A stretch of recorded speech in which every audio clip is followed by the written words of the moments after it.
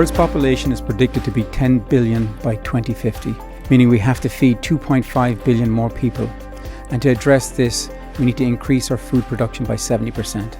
We've also got an exploding middle class, and 50% of today's populations are millennials and Gen Z who are placing new demands on the food system. Our food system is under severe pressure to produce more with less in a sustainable way, and at the same time we need to reduce waste, tackle global challenges like climate change, manage scarce resources of water, land and labour, and also solve for food safety and security issues. Unfortunately, we are living through the COVID pandemic. Challenges in the food supply system are further exacerbated with empty retail shelves, meat packing disruptions and price increases.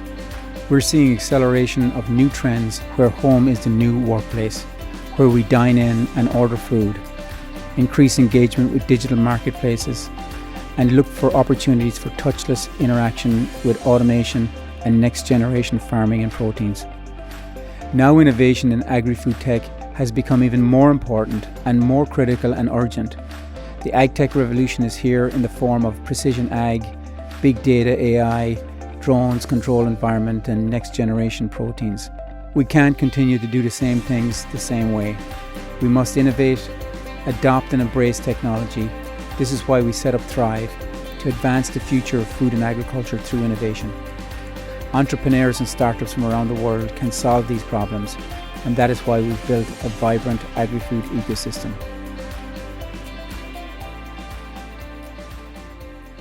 Hello, bonjour everyone, and greetings from Silicon Valley. I'm John Hartnett, founder and CEO of SVG Ventures Thrive, and I would like to welcome you to the Thrive Canada Challenge. We have a very exciting event planned for you today. We'll be joined by some very special guests, and you will hear pitches from 9 high potential Canadian startups. I would like to thank our founding partner, Farm Credit Canada, and our global partners for all their support making this challenge happen today. Before we get started, make sure to join us on today's conversation on our social channels using hashtag #ThriveCanada2021. SVG Thrive is a global investment and innovation platform based in Silicon Valley, and our vision is to advance the future of food and agriculture through innovation. Since 2010, we are ranked as the #1 most active agtech investor in the world by Crunchbase, and Thrive was recognized as the most valuable agri-food accelerator in the world by AgFunder.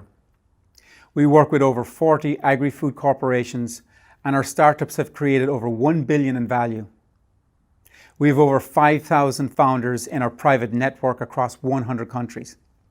Earlier this year, we launched the Thrive Global Initiative with the US Secretary of Agriculture. Our objective is to solve some of the critical challenges facing the global agricultural industry and address the key initiatives highlighted by the USDA and the UN Sustainable Development Goals. Our mission is to identify, accelerate, and invest in innovative solutions from early-stage startups that positively impact different regions of the world.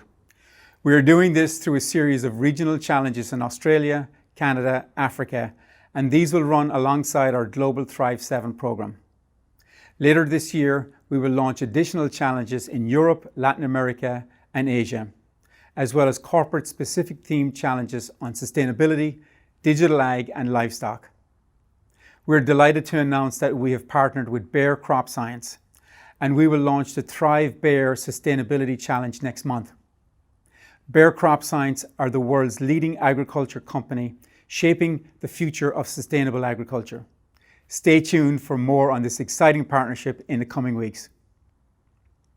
For the past year, we've been developing our presence in Canada. We have recruited John Cassidy to lead our international business and Canadian expansion, and we've invested in 5 Canadian startups. We have also developed partnerships at the highest levels in the federal government with Minister Bobo's office and Global Affairs Canada. Special thanks to Consul General Rana Sarkar's team, who introduced us to the best Canadian innovation here in Silicon Valley. Last October, we announced our partnership with the Alberta government, with Minister for Agriculture Devin Dreeshen, Minister for Jobs, Economy and Innovation Doug Schweitzer, and Olds College as part of the Alberta Recovery Plan. We also are working with the Ontario government and announced partnerships with the University of Guelph as well as Agtech Zone Quebec, and we are engaged with the British Columbia Ministry for Jobs, Economic Recovery and Innovation. We were delighted to announce FCC as our Thrive Canada founding partner last September, and this partnership has accelerated our engagement with the Canadian innovation ecosystem, and we are excited about the future of Canadian agri-food innovation. Today we are engaged with over 200 Canadian startups, as well as organizations like ATB, Farms.com, BioEnterprise, Zone AgTech, Critical Path Venture Forum, and we're building out our mentors and industry partners. I'd also like to take this opportunity to thank our mentors who provided very valuable advice and guidance to our startups as they prep for their pitches. This is a crucial part of our program, and mentors make a major impact on our entrepreneurs and their future journey. Thank you. I'd also like to give special thanks to our judging panel, Neil Gutterson, Corteva, Mark Thompson, Nutrien, Michael Moskowitz, Panasonic, Doug Wilson, Farm Credit Canada, Darren Matthews, Trimble, and Karen Gerhardt from our SVG Thrive team. As part of our Thrive Canada Challenge, Canadian winners will advance to the final of our Global Accelerator and have an opportunity to participate in our 3-month program, our Silicon Valley Bootcamp, and present at the Thrive Forbes AgTech Summit. Winners also receive acceptance as an XTC finalist. This year, we are also developing an accelerator program specifically for Canadian startups that will leverage the strengths of the key regions across Canada and our existing partners. We had a record number of almost 700 applications from 78 countries around the world. We were extremely impressed with the high caliber of applications we received from right across Canada, and this made for a very competitive selection process.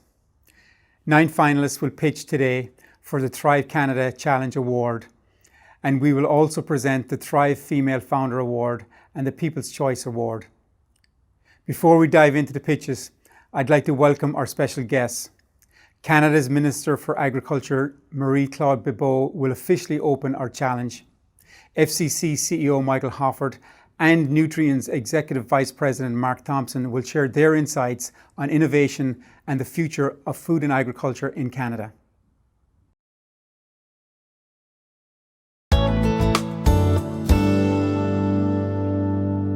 Bonjour tout le monde. Canada is a global leader in agri-food innovation, from biotechnology to plant science to precision agriculture. Over the past century, Canadian agriculture has made tremendous advances in innovation, from the horse and plow at the turn of the last century to advanced technologies such as precision agriculture and artificial intelligence. Thanks to agricultural innovations such as canola and zero tillage, Canada is one of the world's top 5 agri-food exporters and a pioneer in sustainable agriculture systems. Our challenge now is to develop our capacity to achieve an even greater level of sustainable production. If we are to feed a growing population while protecting the planet, we will need to keep our industry on the cutting edge of innovation. That's why it's great to hear that SVG Ventures has launched the first ever Thrive Canada Challenge in partnership with Farm Credit Canada. We all know that innovation doesn't happen without investment. Well, the Thrive Canada Challenge will help agtech and food tech startups across Canada access the capital they need to get their ideas into the marketplace.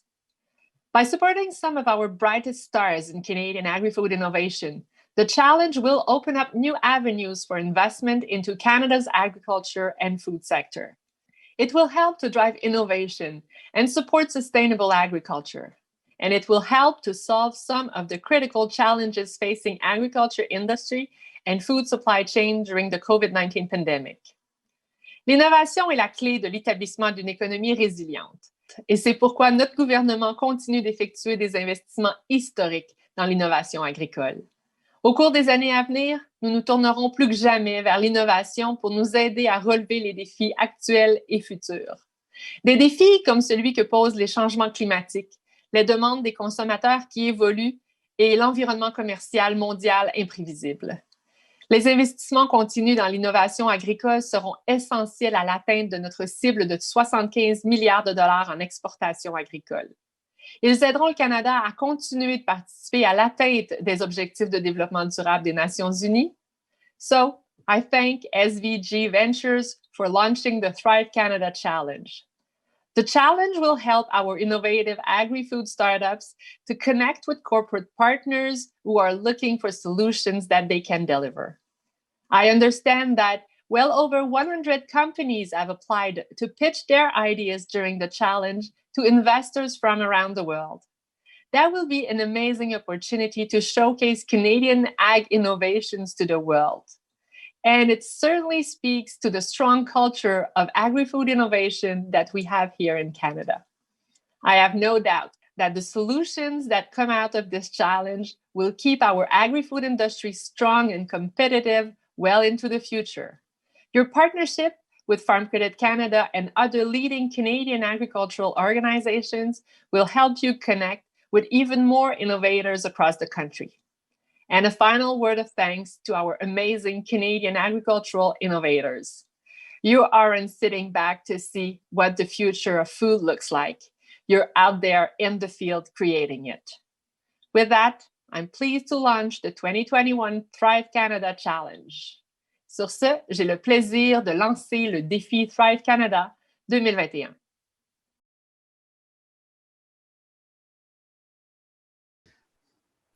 So I'm delighted to be joined here today by Michael Hoffert, who's President and CEO of Canada's leading agriculture lender, FCC. Michael has over 30 years working at FCC to help deliver exceptional experience to both customers and employees. And I know as CEO, one of Michael's key priorities is to further position FCC as a catalyst that inspires passion for Canadian agriculture, connects producers and agribusiness and agri-food operators to the tremendous possibilities within the industry. Welcome, Michael. Oh, thanks, John. It's great to be here with you. Great to have you. And maybe just to kick things off, we have a global audience here today. Maybe if you could tell us a little bit briefly about FCC and the focus of the bank.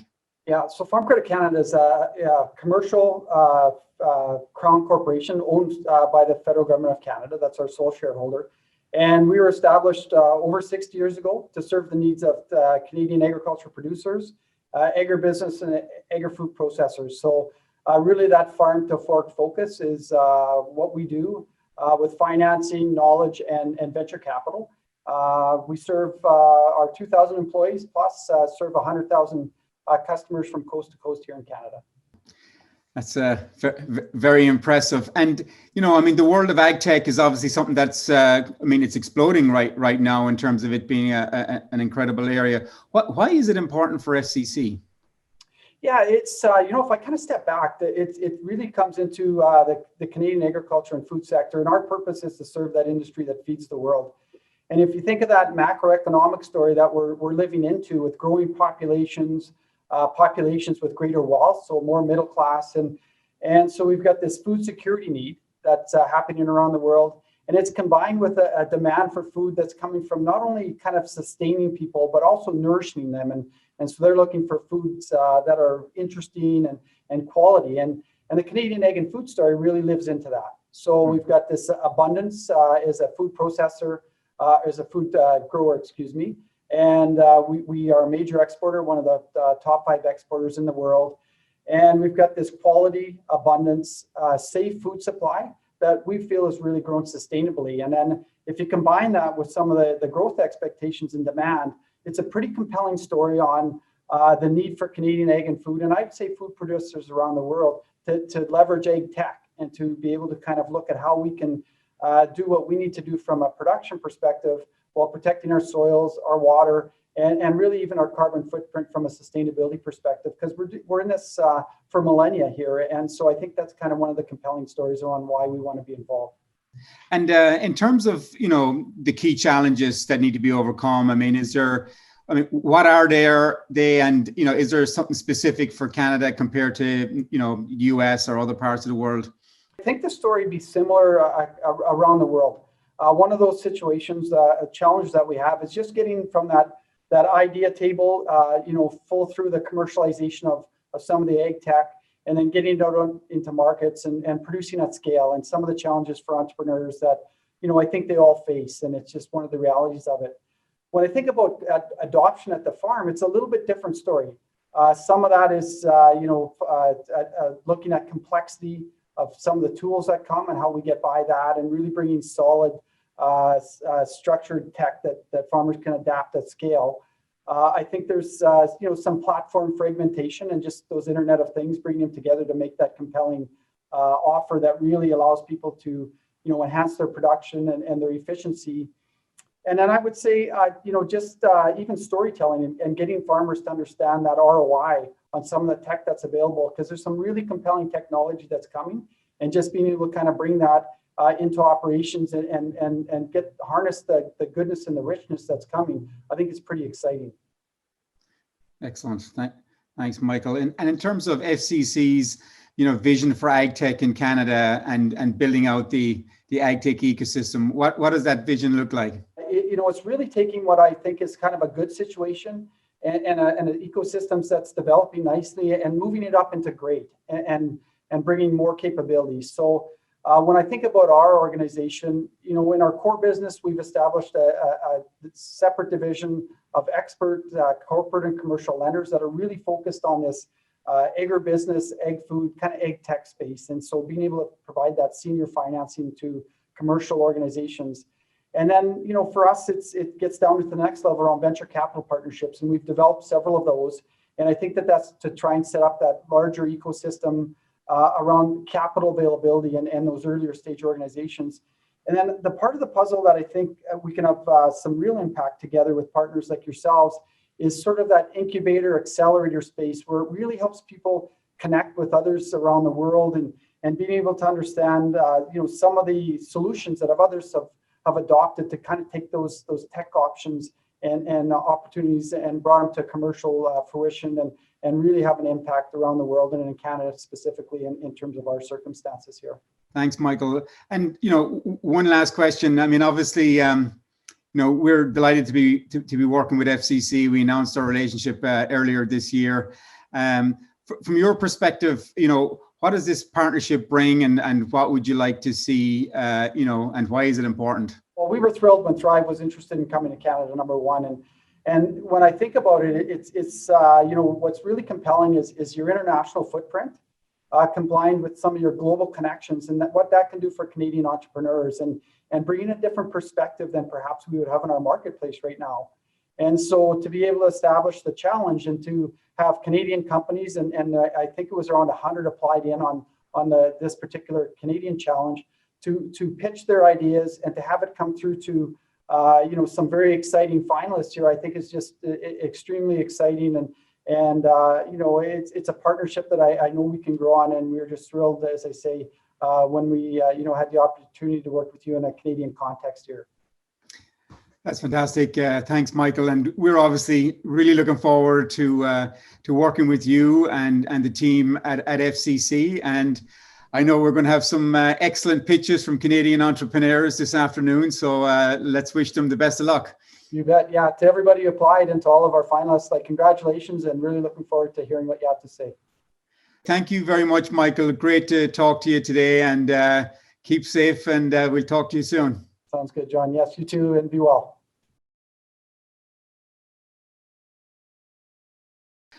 I'm delighted to be joined here by Mark Thompson, who is Executive Vice President and Chief Corporate Development and Strategy Officer at Nutrien, the world's largest provider of crop inputs, services, and solutions. In his role, Mark has executive leadership over Nutrien's global corporate strategy, corporate development, mergers and acquisitions, economics functions, and sustainability ESG. Mark is a graduate from University of Saskatchewan, and he has recently been recognized as one of Canada's top 40 under 40. Welcome, Mark. Hey, thanks, John. Great to be with you. Thanks for having me today. And thank you. You were obviously played a key role participating on our judging panel, and we're obviously, excited to be able to kind of see the results later on today. So thank you for that and supporting the Thrive Canada Challenge. I mean, obviously, from a Nutrien perspective, it's very evident that Nutrien is a purpose-driven company with one of its main purposes to grow the world from the ground up. Maybe you could elaborate a little bit on that and maybe give us a snapshot into in Nutrien. Yeah, be happy to, John. So again, thanks for having me. The quality of the companies is really impressive, and I really enjoy events like this. So very pleased to be a part of it. And just quickly for everybody who's tuning in, I know we've got people from all across the world. I hope that you're all safe and healthy with everything going on to the extent possible. So in terms of Nutrien and our purpose, it's a topic I like to discuss. It's central to my role in the company. And what I really like about it is that it's meaningful in a lot of different contexts. It's a guiding purpose for what we do as a company, and I think it's really holistic in terms of what it represents. Nutrien, for those of you that may be less familiar with the company, we are a Canadian-based company, but we are truly global. We operate all over the world. And we are unique in the agriculture space. We're the largest provider of crop inputs globally, but we're also the largest agricultural retailer and distributor of products, services, technologies, and we like to think of ourselves as an integrated agricultural solutions provider. And I think that purpose of growing our world from the ground up, really it's evident in everything that we do as a business, commercially, and really we're focused on helping farmers sustainably grow healthy and nutritious food to feed people all across the world. But I think we like to believe it's a lot more than that. Growing our world from the ground up also means that we're a good steward in the communities where we operate. We live and work and grow in our communities. But I think more than that, we consider ourselves to be right at the center of really important societal issues like food insecurity and being a driving force for the positive in terms of climate action. And all those things constitute growing our world from the ground up. So I could probably go on and on with the question, but we love talking about our purpose, and it's who we are as a company. Excellent.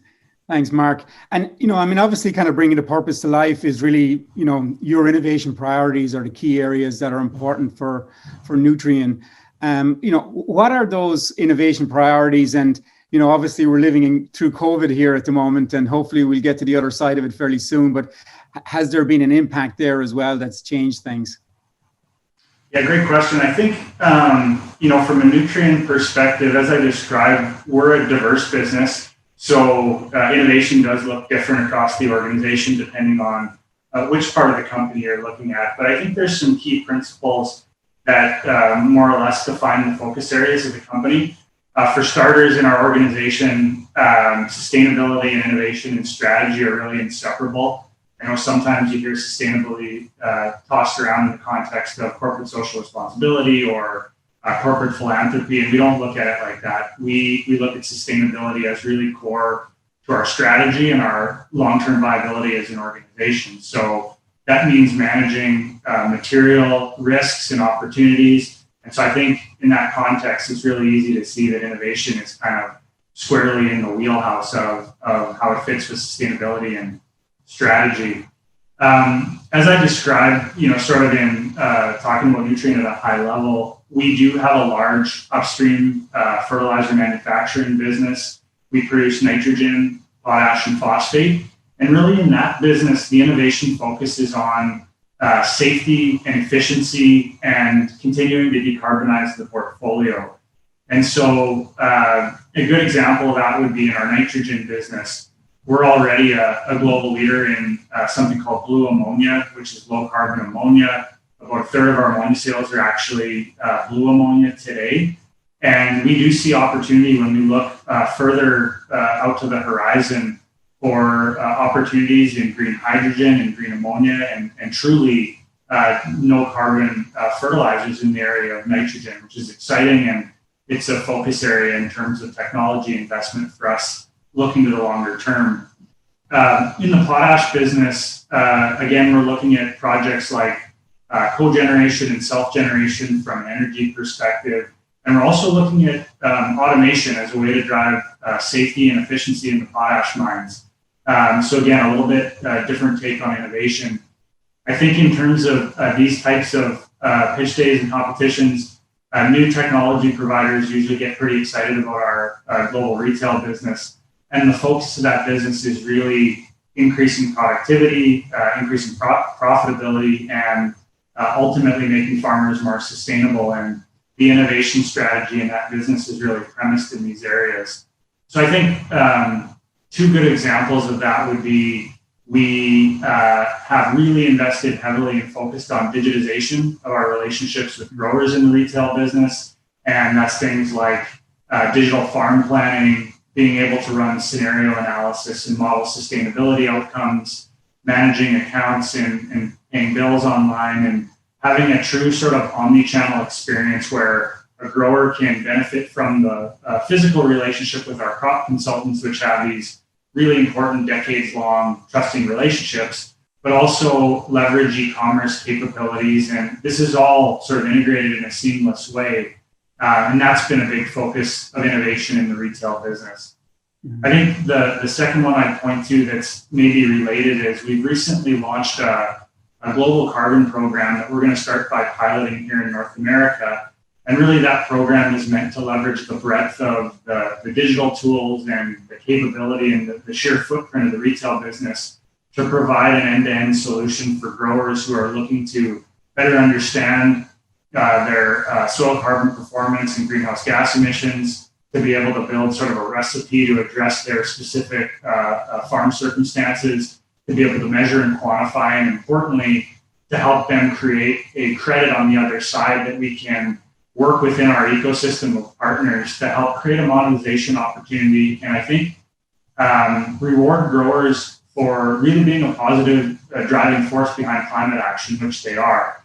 But I think the important thing, probably just to finish up on this one, in the context of this competition, is that these examples are premised on collaboration. We don't feel in any way that Nutrien can go it alone, nor do we have the capabilities. No one company does. And so whether it's digital capabilities or the carbon program, this is an opportunity for startup companies, for our suppliers, competitors, and really even technology providers from outside industry to collaborate and provide this innovation to growers. And we very much look forward to that collaboration to drive better outcomes for the sector. Excellent. Thank you, Mark.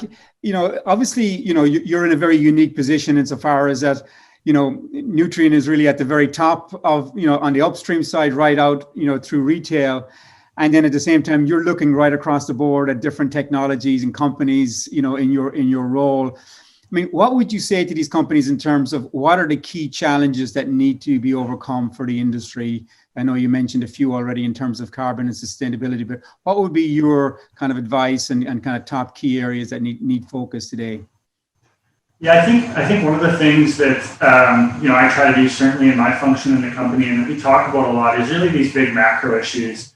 It's easy to talk about point solutions in this space and sort of individual technologies, but I think I sort of go back where I started when we were talking about Nutrien a little bit, is that ag and food are really at the nexus of two vitally important issues to society, which is addressing food insecurity, but also doing more with less and empowering the industry to be a positive force for climate action.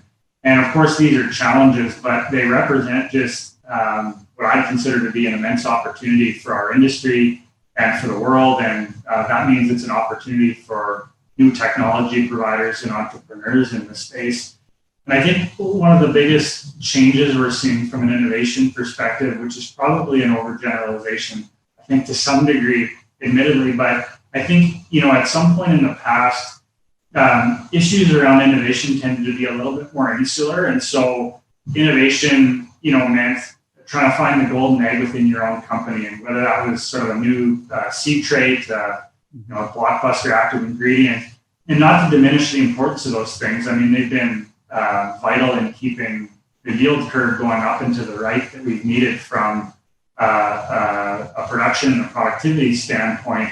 But I think we've moved to this place when we're talking about issues like climate action and decarbonization and greenhouse gas emissions reduction. I go back to the comment that nobody can do this alone. And so I think innovation increasingly means figuring out, if you're a new technology provider, how you fit into the ecosystem, how you develop a solution that supports all of the great minds and the corporate innovation and the investment from venture capital that's going into this space to tackle these big challenges and reap the benefits of the opportunities. And in many ways, innovating around these issues is much harder because it requires you to do more than create just a neat point solution. But so are the rewards and opportunities much greater when you're talking about something as big as transforming the agri-food industry and the agri-food system. So I think the question then becomes, how do you collaborate, get the support around you and the right insights to plug into this bigger ecosystem and find the right innovation? And I think we're at this point where there's a necessity for large global ag and food companies, food and beverage and CPG companies, policymakers, growers, consumers, to all begin to coalesce around these frameworks and these innovations that are going to make this possible. And I think it's a super exciting time to be an entrepreneur or developing new technology in the space, which is why I love participating in these events so much. Yeah, thank you, Mark. And I know you've said this a few times, before also, is that this is an incredible industry to be working on. I mean, that kind of nexus between food and agriculture. I mean, it's so important to the planet. And, again, you're sitting in a bird's eye view of, what's happening today and what's happening in the future. And you're seeing all these different technologies like we are. I mean, if you were to give your predictions, for the next, 5 to 10 years, I mean, what do you think are going to be the big trends or the big, what will be the Google or the big company of, 2030 or 2025?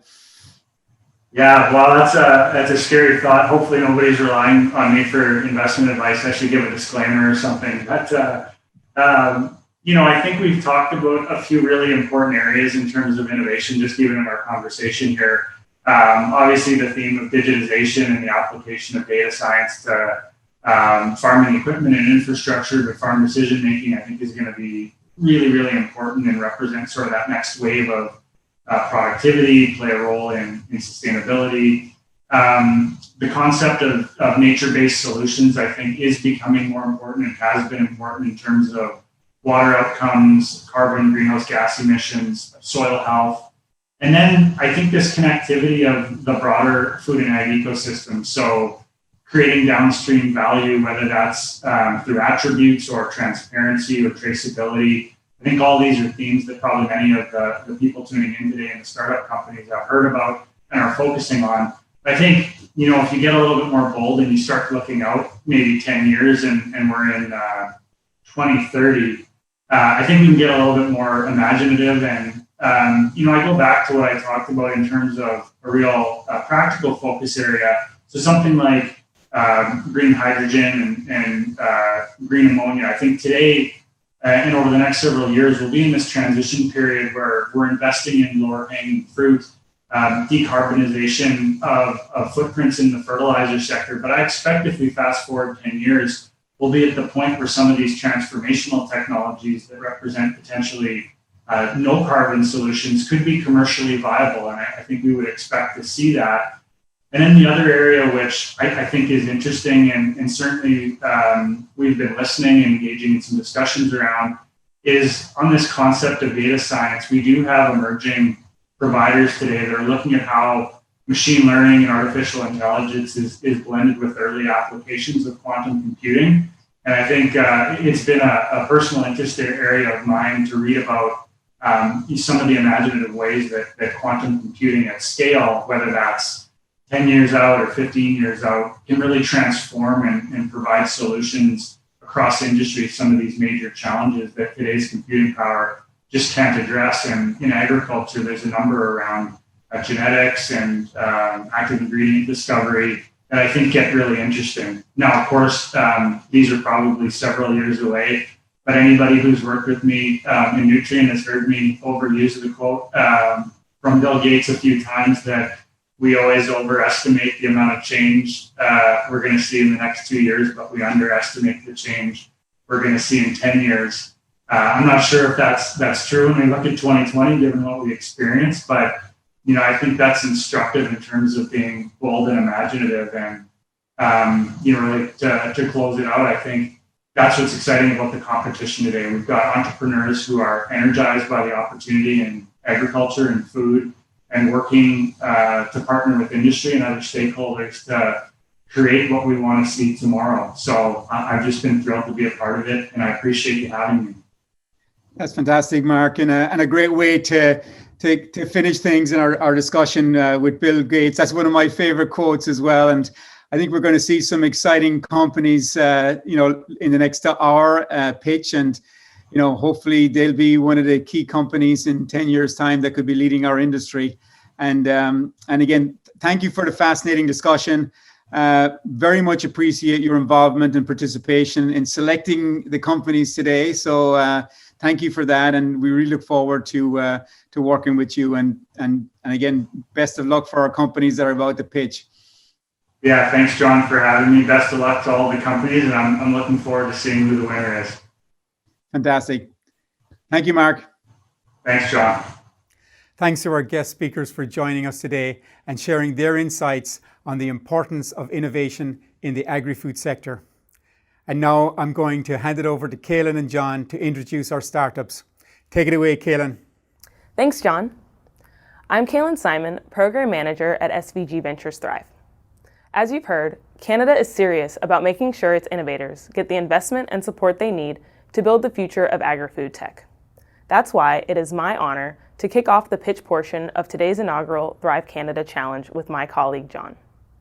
Hi, I'm John Cassidy, Thrive's Director of International Business, and Kaylin and I will be here to introduce you to each of the 9 finalists that will be presenting today. These companies were chosen for their exceptional teams and innovative technologies, which address key regional and global challenges. So with that, let's get started. With 40 years working as a professional agrologist and agricultural consultant, our first founder knows the ins and outs of farming, and that when a problem occurs in the field, solutions are needed fast. That's why his startup uses a proprietary algorithm to instantly match farmers with AGvisors, who have specific expertise to resolve any urgent issue in real time. Here's Robert Syke, CEO and founder of AGvisorPRO.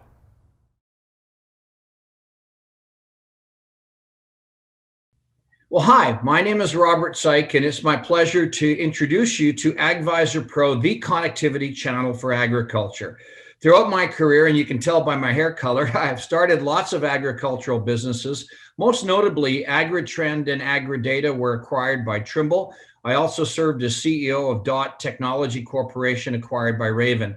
I've written 2 books on agriculture. I run a peer group for farmers, and I started AGvisorPRO in late December. Bottom line is I have deep domain knowledge in agriculture.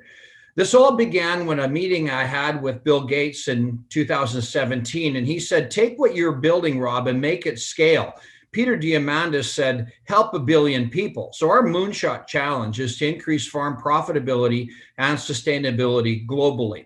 The theory behind this is that there'll be plenty of companies out there that will be working on IoT sensor devices and recognition software that will tell a farmer where he has a problem or what the problem is. However, we believe that the human being will still be very important as to why the problem is there and how to fix it. So AGvisorPRO connects the human touch to the high tech. That's what AGvisorPRO is.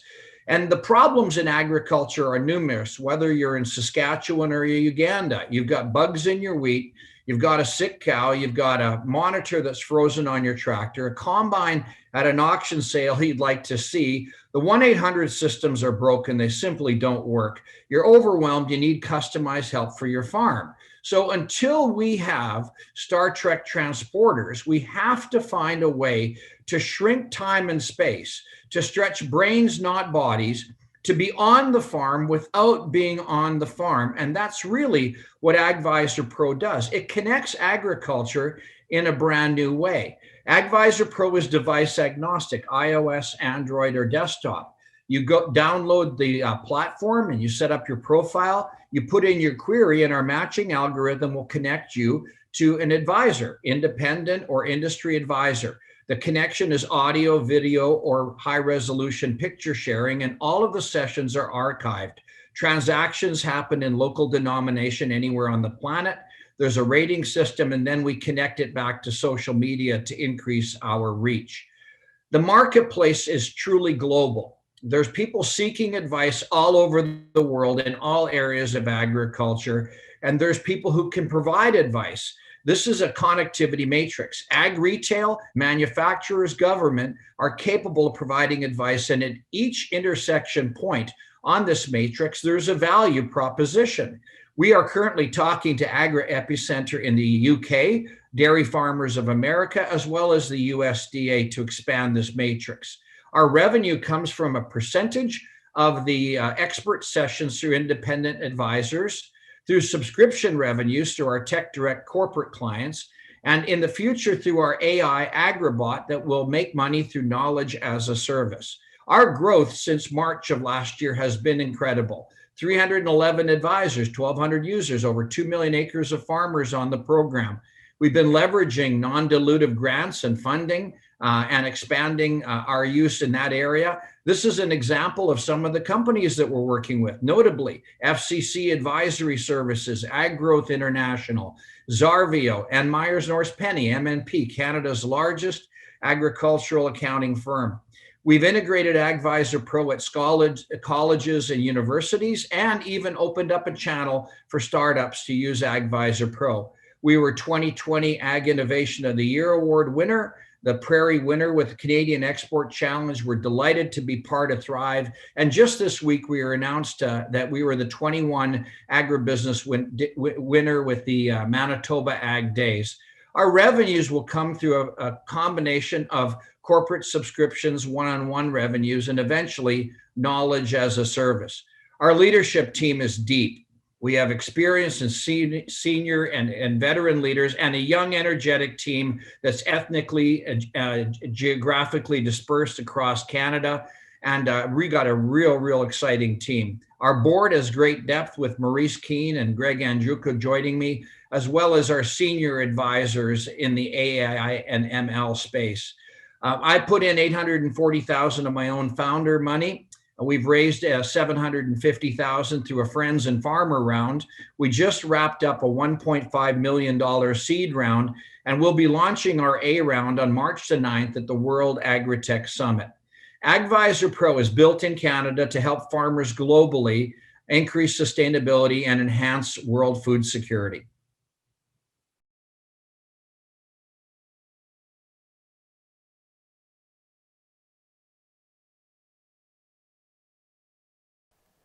Based in British Columbia, our next startup is seeking to replace existing polluting fertilizers with the first carbon-neutral micronutrient fertilizer that produces no runoff pollution. With more on this exciting innovation, I would like to welcome Michael Rydich, CEO of Lucent BioSciences.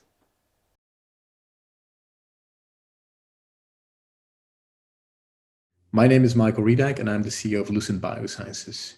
We're on a mission to address climate impact and global food security and nutrition by rethinking agricultural fertilizer. When we're talking about fertilizer, we typically refer to macronutrients, nitrogen, phosphorus, and potassium, or NPKs. However, plants need 17 elements to grow, and Lucent has been solely focused on micronutrient fertilizers like iron and zinc. The market for micronutrient fertilizers is growing at a high pace of 8% per year to a $12.5 billion market by 2025. The growth is driven by an increasing demand for food due to population increase and iron and zinc deficiency in the population that result in severe health problems. Current micronutrient fertilizer technology was invented in the 1950s and is outdated. It is expensive, it is hard to use, and highly pollutant. Lucent has been working on a sustainable replacement for the last 6 years. We've developed a technology that binds micronutrients in bioavailable form to cellulose and releases it on demand to plants throughout their complete life cycle. As cellulose source, we're using waste materials from the food processing industry, like rice husk, wheat chaffs, or lentil hulls. And the product doesn't leach or remains inert in the soil until there's a biological demand from the plants to take up these nutrients. This on-demand delivery is a completely novel approach, and our technology currently is patent pending in over 20 nations. In March, we received a $1.8 million grant from the Protein Industries Canada Supercluster to scale up our technology. And we built a pilot plant that shows that we're capable of manufacturing this at an industrial scale. In addition, we conducted 32 field trials with 8 research partners, growing a wide variety of crops from blueberries and broccoli to lentils, lettuce, peas, tomatoes, and wheat. The results have been outstanding. In broad acre crops, we're seeing a yield increase up to 20%, and in vegetables up to 40% compared to competitive products. Here's an example of our lettuce trial with our product on the right side, in flowers and in corn. In all cases, the differences are very striking. Besides a higher crop yield, the product is really easy to use. It doesn't dust or smell. It doesn't show any phytotoxicity. And it results in a higher uptake of micronutrients in the crops, which means a healthier product with a better taste and a better aroma. Above all, the product is environmental friendly. It's carbon neutral, EDTA free, and doesn't have any runoff pollution. And finally, Solios works really well in alkaline soils where other competitive micronutrient fertilizers typically do not work anymore. Our business model is to license this technology out to food processing companies that want to upcycle their low or no value byproduct stream into a high value fertilizer that then can be sold back to the farm, either direct or through a distributor, turning it in a truly circular economy. Our technology allows food processors to increase the margin on these low value byproducts from $30 per ton to over $300 per ton, which is a more than 10x increase, while we take a royalty and farmers increase their yields and grow better quality products. Our objective is to get 14 of these plants in operation by 2025 and grow our revenue to $60 million, primarily from our license model. We have strong interest from several global fertilizer companies and food processing companies, and we hope to sign the first agreements in the next few months. We are a solid team that has been working on this problem for several years with backgrounds in chemistry, biology, agronomy, and engineering. And we're supported by a fantastic team of independent advisors with industry relevant experience. Right now, we're closing a $1.5 million bridge round with $1 million committed as of today to get us to a Series A in the second half of the year to scale up our sales and engineering.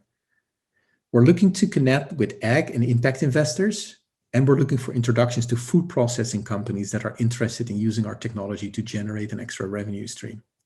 We believe we can make a global impact on agriculture, literally from the ground up, by starting with soil and helping agriculture transform into a sustainable and circular economy that will produce more and better quality foods.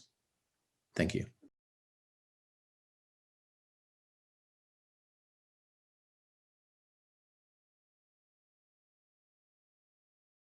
As consumers, we are looking for the most natural, wholesome, and healthy milk possible.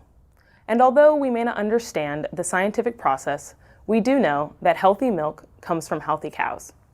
Based on extensive research on the cow's microbiome and metabolome, our next startup has developed the world's first ready-to-use probiotic gel to ensure a healthy reproductive microbiome before and after calving. Welcome Louis Hui, founder and CEO of Healthy Cow Corporation.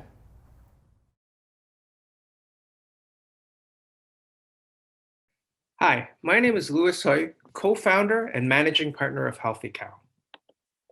Healthy Cow is a biotech for the dairy sector. We help dairy farmers dairy better. What we do is we apply very interesting research in the cow's microbiome and metabolome to develop these alternative products to prevent critical diseases in dairy cows. Our mission is to enable dairy farmers to rely less on antibiotics and hormones so that they can produce wholesome, nutritious, and sustainable milk. Reproduction is the key issue in the dairy sector in that it really affects cow well-being and welfare. Not only that, reproduction is the second largest input cost right after feed. The root cause of all these reproductive issues is metritis, and metritis is the inflammation of the uterus caused by a bacterial infection post-calving. Along with it comes negative health outcomes a high incidence rate affecting 20 to 60% of any dairy herd, and a high financial cost, costing about $500 per cow per case, or about $8 billion a year for the dairy industry. Our solution to this is Propreg. Propreg is a cocktail of probiotics that are applied intravaginally before and after calving over the critical transition period. Our goal is to help maintain a healthy reproductive microbiome and to prevent the colonization of pathogenic bacteria. Our product has been tested in over 2,100 cows across multiple locations on both conventional and organic dairy farms. Primary benefit of Propreg is that we've observed it to reduce uterine infections by an average of 40%, which is actually quite extensive. Amongst the many other benefits that occur, one very interesting one is that a treated group of cows was observed to produce more milk, simply because there are fewer sicker cows. Ultimately, what we've observed is that by maintaining a healthy reproductive microbiome, we enable the producer to reduce their usage of antibiotics and to improve animal welfare and well-being. Not only that, we've improved production economics, and by using Propreg, the dairy farmer is able to achieve a 4-to-1 return on their investment. But the end goal for the end consumer is to produce wholesome, nutritious, and sustainable milk. Our research has been peer-reviewed and published in scientific journals, and so the effectiveness of Propreg has been communicated and validated.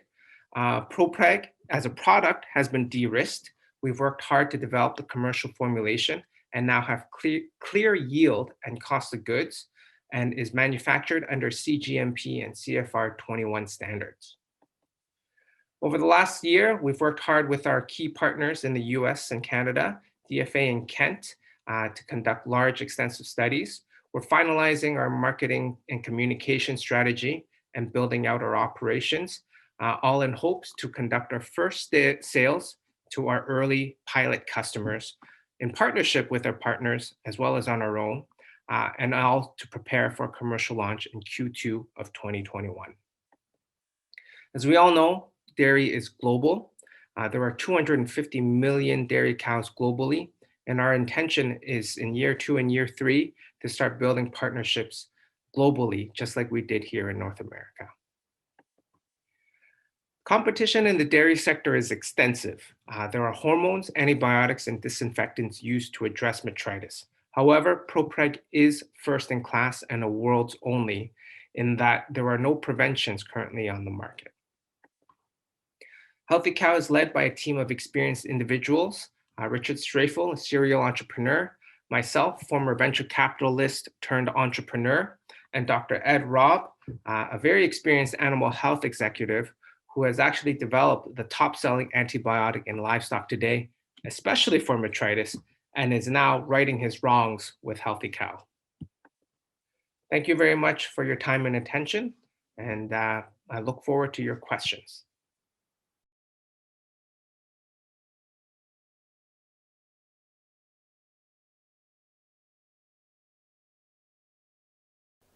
Our next startup is expecting to be the first company in the world to deeply embed AI into seafood production and traceability software. Their goal is to improve the social, environmental, and financial sustainability of global seafood. Their specialized software, Tally, allows seafood processors to digitize quality control, production, and traceability data in real time. Here's Eric Eno Tam, CEO and co-founder of ThisFish.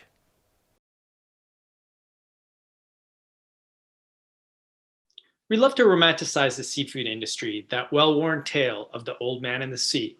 Well, there's certainly some truth to that story, but it's equally true that seafood is the most globally traded protein on Earth. The industry is massive, industrial, and complex. Yet the information systems running global supply chains is archaic. Most of the data is trapped on paper ledgers, on paper forms, even on scraps of paper. The industry is drowning in paperwork. There's literally data everywhere, but not a drop to sink. At ThisFish, our mission is to bring this ancient industry into the digital age. Why? because all this paperwork is bad for business. It's inefficient, error-prone, which leads to non-compliance. But it's not just bad for business, it's bad for the planet too. Seafood supply chains are notoriously opaque, leading to all sorts of problems: illegal fishing, seafood fraud, even slavery. But where do you start in such a massive global industry? There are literally millions of fishing vessels and fish farms on one side of the supply chain and millions of restaurants and retailers on the other. But in the middle, there's only about 50,000 seafood processors in the world. This is the most critical node in the supply chain. It's the data bottleneck. So at ThisFish, we've developed new software called Tally that allows seafood processors to digitize and automate all their data in real time on the factory floor using IoT devices and tablet computers. Why do customers buy our software? Well, Tally reduced costs by simplifying automating data collection. The real-time control allows for preventative mistakes from happening. And the trusted compliance is really driven by the strong traceability that underpins the software. Our business model is pretty simple. We charge an annual or monthly SaaS fee that scales with the size and complexity of the processing plant. We estimate that if we sold our software to every single seafood processor in the world, we generate over $600 million in annual SaaS revenue. However, only about half of these are our target market given their scale. And if we were to achieve a 30% market share of that target market, we could generate almost $100 million US in annual SaaS fees. So far, we have 14 customers and $25,000 in monthly recurring revenue. We've proven that we can scale our technology across a global fragmented market. A year ago, we also started research and development in artificial intelligence.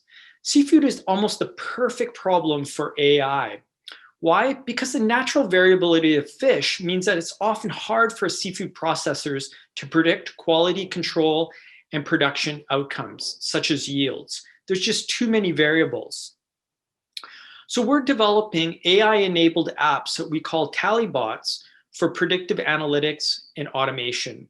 Think of Tally bots as like the R2-D2 of seafood processors, small like digital helpers. And in November, we launched our first Tally bot for automated cost accounting in a local processor here in Vancouver. I'm also really proud of our global multicultural leadership team. We have deep experience in seafood traceability, data science, software development, systems engineering, and customer support. We're based in Vancouver, Peru, and Thailand. As for me, this is actually my old man in the sea. This is my father. I was born and raised in a commercial fishing family in Ucluelet on Vancouver Island. At ThisFish, we really do see ourselves as the next generation, passionately building a data-driven future for sustainable seafood. And in order to build that future, we need some growth capital. So we're looking to raise $1 million to invest in our artificial intelligence and our sales and marketing. Over the next few years, we plan to roll out a series of new Tally bots, expand our offering to the global industrial fishing fleet, and by the year 2023, we expect to have about 20% of global tuna production in our software. And the good news is that we've actually raised half of the money that we needed. In December, Canada's Ocean Supercluster awarded ThisFish a $500,000 non-dilutive grant to invest in our AI. We now are looking for investors to help us invest in our growth strategy. At ThisFish, we're looking for investors who really share our passion in bringing positive change and improved profitability to the global seafood industry. Thank you.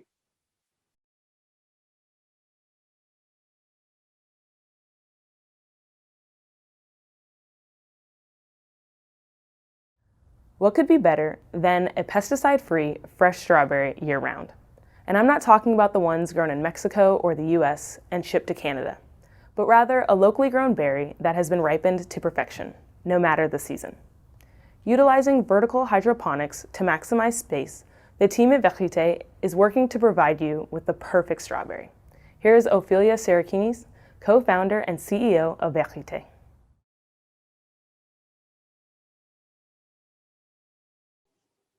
If you're like me, you might have caught yourself taking Quebec's summer strawberries for granted.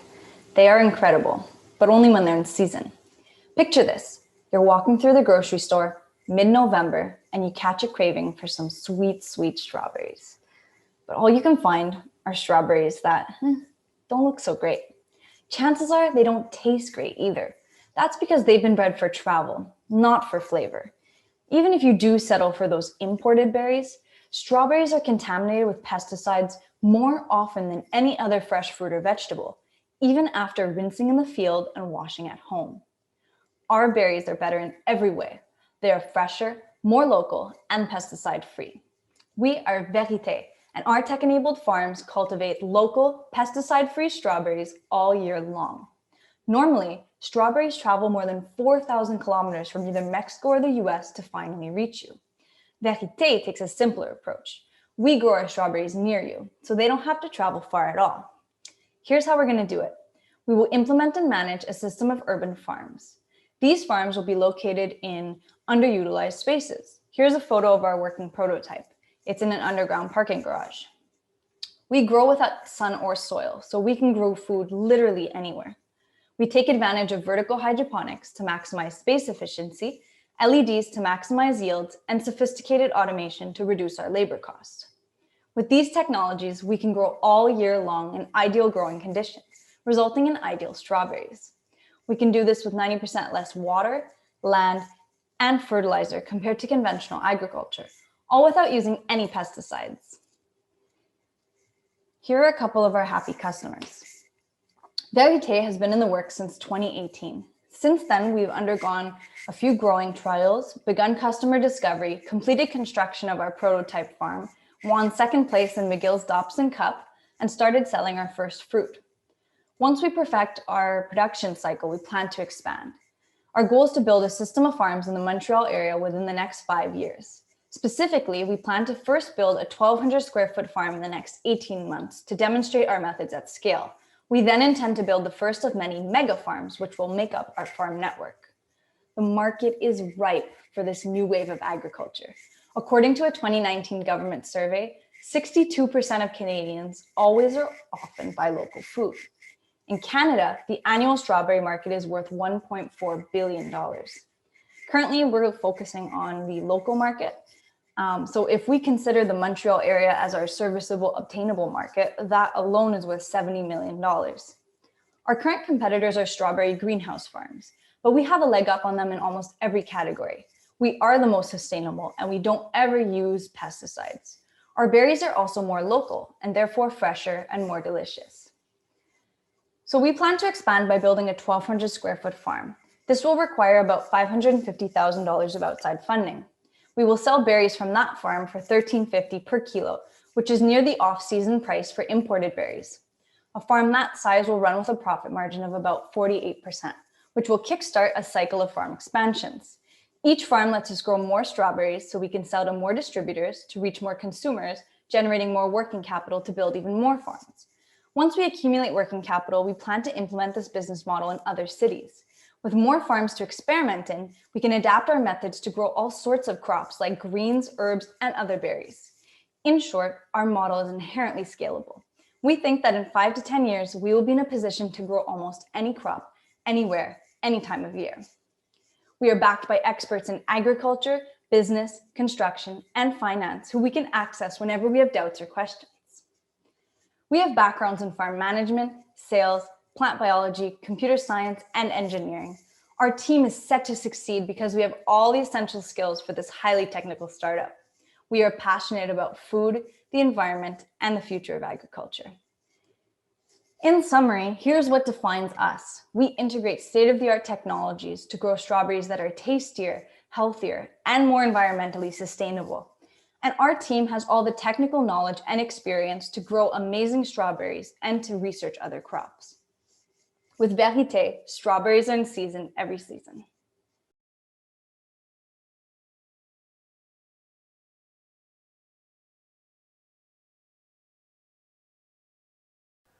One of the biggest challenges facing the agricultural industry is increased labour shortage.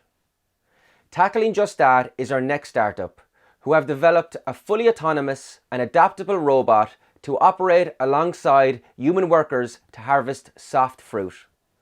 Through cutting-edge advances in AI and easily maneuverable hardware, Neupeak Robotics lowers farmers' harvesting cost by 30% and reduces crop losses by 15%. Here is Ansel Porwal, CEO of Neupeak Robotics. Hi everyone, I'm Ansel Porwal, CEO and founder of Neupeak Robotics. Today, agriculture has a huge labor problem. Minimum wage keeps rising every year, and at the same time, over 70% of farmers can't find enough people to work on their fields. This problem is especially bad for strawberries because they're one of the most labor-intensive fruits to pick. The problem is so bad that some people are trying to solve it using robots. What you see on the left there is a typical approach that pretty much everyone in the industry seems to be taking, building these large, gigantic machines that are 3 to 5 times the size of a normal tractor. There are some big disadvantages that come with this approach. First is that these machines need constant human supervision. Also, they need big and expensive diesel generators on board, which adds to their operating expenses. In addition to that, because of how large and unwieldy these machines are, they're very expensive to move from field to field, which means that they're only economically viable to be used on a large size farm. Perhaps this is the reason why none of these solutions are widely available yet. We think, on the other hand, the right approach to solve this problem is to build a swarm of smaller robots that are fully autonomous and electric. Smaller robots are easier to automate, they're safer to operate alongside other human workers, and at the same time, they're cheaper to manufacture and cheaper to transport. This significantly cuts down our operating costs and allows us to serve not just large-sized farms, but even small to medium-sized farms. This is a big deal because over 40% of farms today in North America are small to medium-sized farms. We will offer strawberry picking as a service by charging a fixed price for every pound of strawberry picked by our robot. This will be the only charge a customer sees, and they would not need to put any other upfront investment to get the hardware on their field. Because of how low our operating costs are, our robots are capable of paying themselves off within just 5 months of operation on the field. Our game plan: capture the $3 billion strawberry harvesting industry, following which expanding gradually into harvesting other fruits and vegetables, such as greenhouse tomatoes and blueberries. Our ultimate goal: automating all manual labor on the field. We make this possible by developing all core components of our technology from ground up. We design and manufacture our own humanoid robotic arms, and we use the latest advances in artificial intelligence to build our self-driving platform that's intelligent enough to work both indoors and outdoors. This is not just some experiment in the lab. This is no vaporware. Our robots are out there today, picking on the fields. They are capable of working in rugged and extremely challenging weather conditions, including rain, and including any lighting conditions like working at night. Not only this, our robot, what you see here is the same hardware that was picking strawberries, picking greenhouse tomatoes. This proves the versatility and flexibility of the hardware we have built and shows that in future, we can expand to doing more than just strawberry picking. So far, we have generated tremendous interest for our product. Over 20 growers have already signed up on our wait list, which represents about $1.4 million in potential revenue by 2022. They want us to be on their fields as soon as possible. This year, we are doing a limited commercial launch with 2 of the largest berry growers in BC by harvesting 5 acres. We will do this by operating our robots continuously for 16 hours a day over the length of the entire season. I'm Anshul. I'm an engineering physicist. I previously worked as lead design engineer for a medical device startup, where I took a product from nothing to launching it commercially across 15 hospitals in North America. In the process, I also acquired several patents in the field of machine vision and robotics. My partner there is an expert in AI and electronics and has extensive experience working with many Fortune 500 companies as an engineering consultant. I am very excited for the future of this technology. My ask from you today is to introduce us to any growth partners that you might know, or any growers that you know that are struggling with labor shortage problems. We would love to understand their problem and introduce them to the future of agriculture and the next revolution in labor automation platform that we are building here at Neupeak. I hope that you will join us on this really exciting journey. Thank you.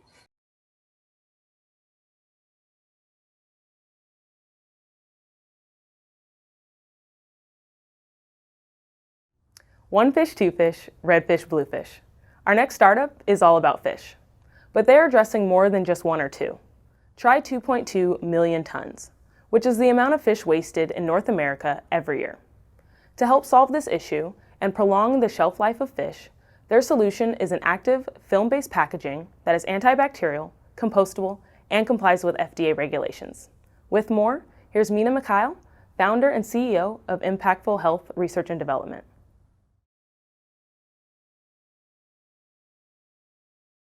Hi everyone, we're Impactful Health Research and Development. My name is Mina Mikhail and I am the CEO and founder.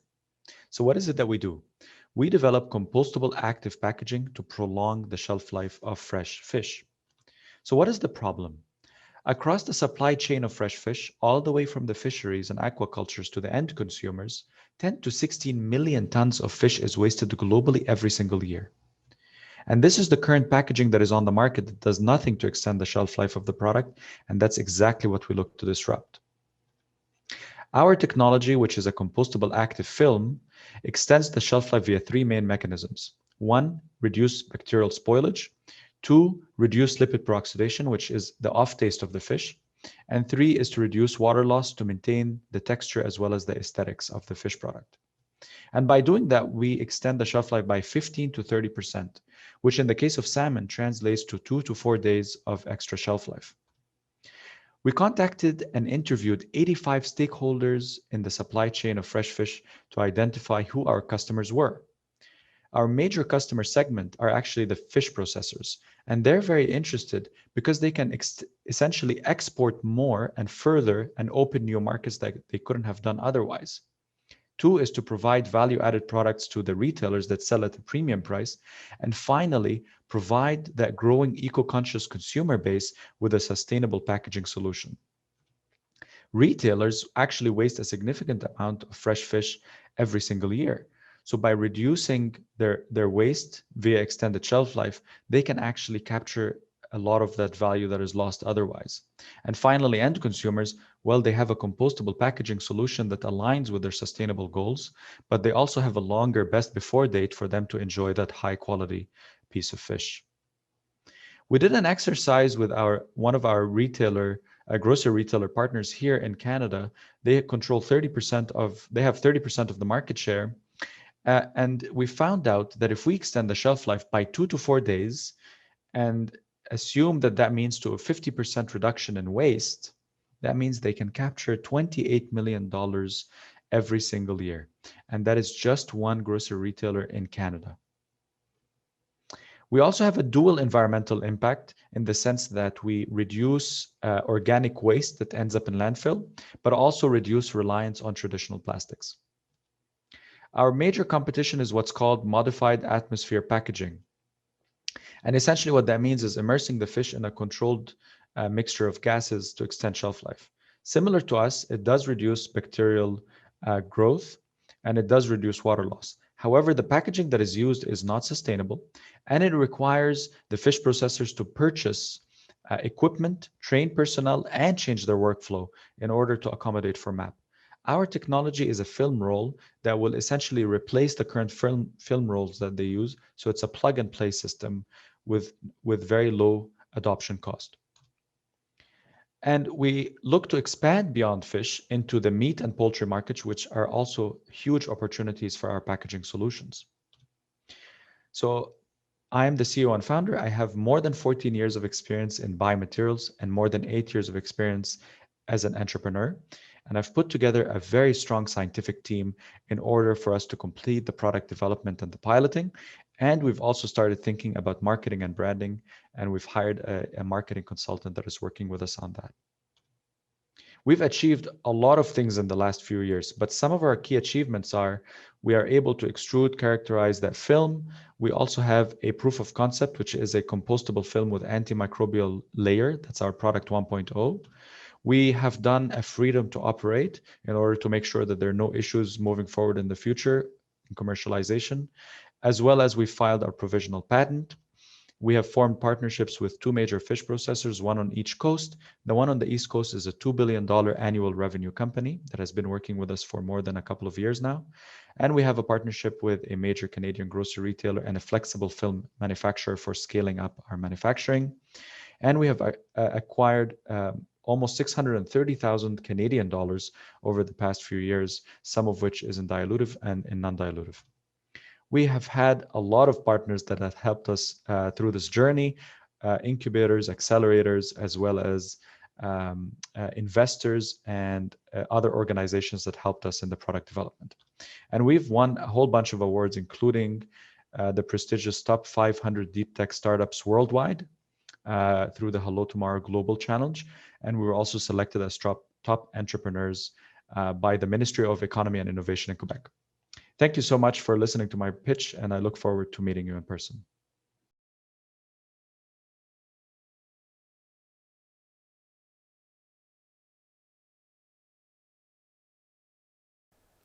Unlike traditional traceability technologies, this next solution does not utilize barcodes or FID or any packaging at all.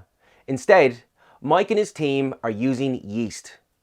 But what does yeast have to do with a massively scalable and customizable traceability solution? I let Mike Borg, founder and CEO of Index Biosystems, to tell you more.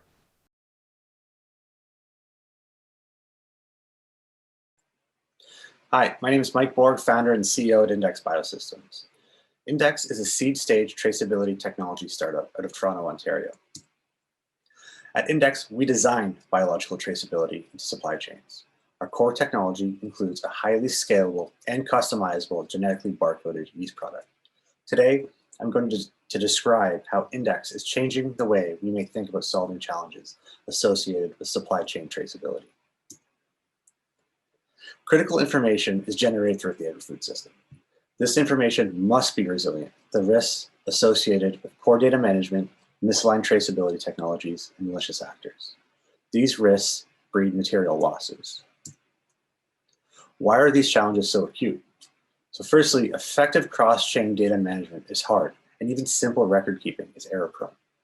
2, traditional traceability technologies, such as barcodes on packaging or an RFID tag on a pallet, are not aligned to the complexities of the agri-food supply chain. Industry needs a scalable biological traceability solution that can persist as a product changes hands, is transformed, or commingled. Our patent-pending technology involves bioengineering a unique DNA-based ID, which we call the DOID, into a common baker's yeast cell. Think about our solution as a biological barcode.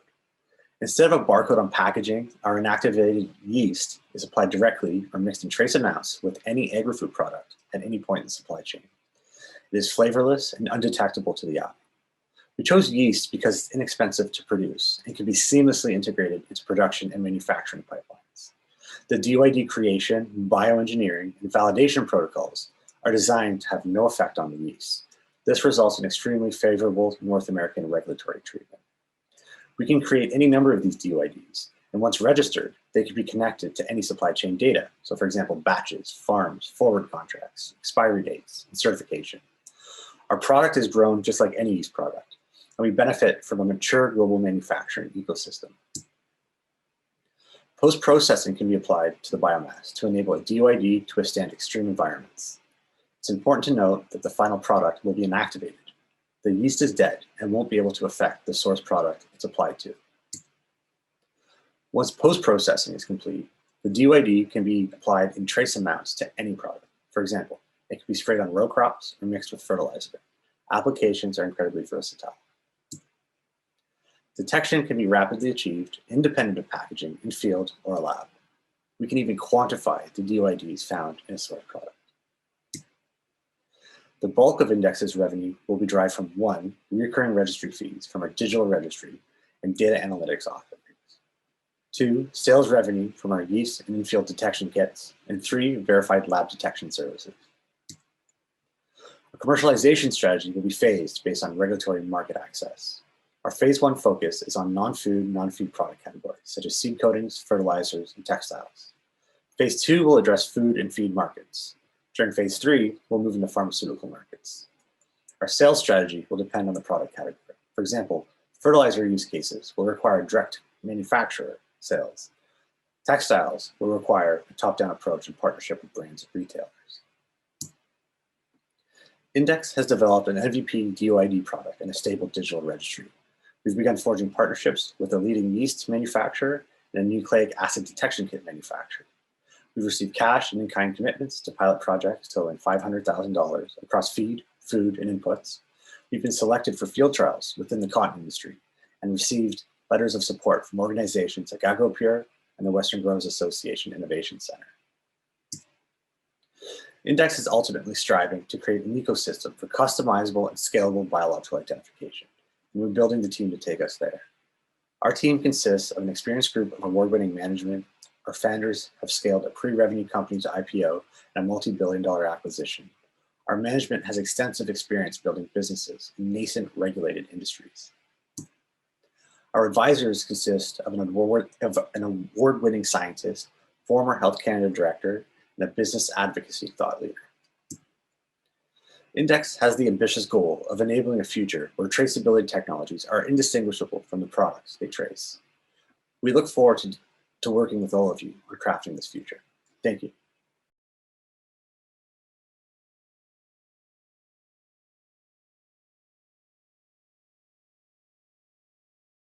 Soil is complex. It is composed of minerals, organic matter, living organisms, gas, and water. And for most farmers, the health of this complex element is essential for a healthy crop yield. Using gamma rays emitted by soil, this next startup offers a passive, non-contact sensor that provides farmers with detailed data on their soil's health, removing the guesswork out of the treatments. Here's Paul Raymer, president of SoilOptix. Hello, my name is Paul Raymer. I'm the founder and CEO of SoilOptix Incorporated, located in the heart of southwestern Ontario. I want to talk to you today about soil and its extreme complexity as far as the perspective of measuring it. Soil, as we know, is, let's say, the backbone of a field. In other words, a field, in a farmer's eyes, is a business unit. What do farmers want to know about their fields? Well, they want to know where they can optimize inputs, namely fertilizer, seed, water. But at the end of the day, they're really looking for pockets of opportunity of that field. Where can they save? Where can they add more? And potentially, hopefully, gain more. The common age-old practice of field soil measurement is grid sampling. A field technician will go and trace the boundary of a field, and then with their GPS handheld software, they would go and lay out a systematic uniform grid. Each grid cell is 2.5 acres. And to put 2.5 acres into perspective is 2 football fields butted side by side. That field technician will then drive to the center of each of those grid cells to physically extract approximately 1 pound of soil material to fill a sample bag. All the samples will be accumulated from that field and then sent to the lab. The lab takes each sample and physically extracts 1 teaspoon of material for the measurement of calcium, magnesium, potassium, etc., all the various properties that a farmer would be wanting to know. But that 1 teaspoon of measurement is really asked to be representative of approximately 210 dump trucks of soil. So the 2.5 acres sliced off of 6 inches is equaling approximately 210 dump trucks. This is where we feel there's an opportunity to improve. And the way we can do that is through high resolution topsoil mapping. The way we do that is by measuring the natural radiation coming from the soil using an instrument called a gamma ray spectrometer. This instrument is mated with a GPS and a tablet, and a survey is conducted of the field to be able to extract out this digital fingerprint. The hardware can be mounted to various different types of platforms, namely ATV or a pickup truck, or even, let's say, a farmer's existing farm vehicle. Speeds can be traveled up to 12 miles an hour. It's highly accurate, again, very flexible, again, so we can be able to harvest out this rich geological information that we input into our data processing system. So again, we start off with capturing the isotopes that's naturally coming out of the soil. We then strategically locate to physically extract some calibration samples that then get injected into our AI data processing system to therefore output our high resolution property models. Some examples in a three-dimensional form of these property maps, again, delivering a very high level of detail to show a perspective of where farmers can be able to go and chase pockets of opportunity. We can deliver well over 25 individual soil property maps. To show as an example, here we have, let's say, a farmer's field that was conducted with a grid sampling approach, again, each and every cell representing one single sample. But with the SoilOptix approach, since we have 335 data points per acre, it gives us a lot of rich information to be able to drill down to a 30 by 30 foot grid. That map was then converted into a prescription on how to go and amend those problem areas of the field. It cost the farmer approximately $18 per acre, and they had a net result of about $47 profit. Our business model is B2B, or a SaaS contract. We see as, let's say, our target customer being a crop input supplier or agronomist, ones who have, let's say, a relationship with a farmer. They can go and either buy or lease the equipment from us. We have tiered rate plans, very similar to, let's say, a cell phone plan for data processing. Overall, the system is a seamless integration. It's a plug and play that they can be up and running very quickly. We've been expanding globally since 2017 and building a lot of credibility with a lot of very significant partners around the globe. Some of those partners are names that are known every day, and we're privileged to have them linked to our platform system. We're on a strong trajectory of growth over the next 3 years. We have a very solid team behind us. We have over 21 team members. The opportunity that we have is that there's a growing global appetite for soil maps. We have an established business, including a brand, and we're ready to accelerate, ready to hit the throttle. What we're seeking is strategic partners and also, let's say, with a distribution reach. Thank you very much for this opportunity.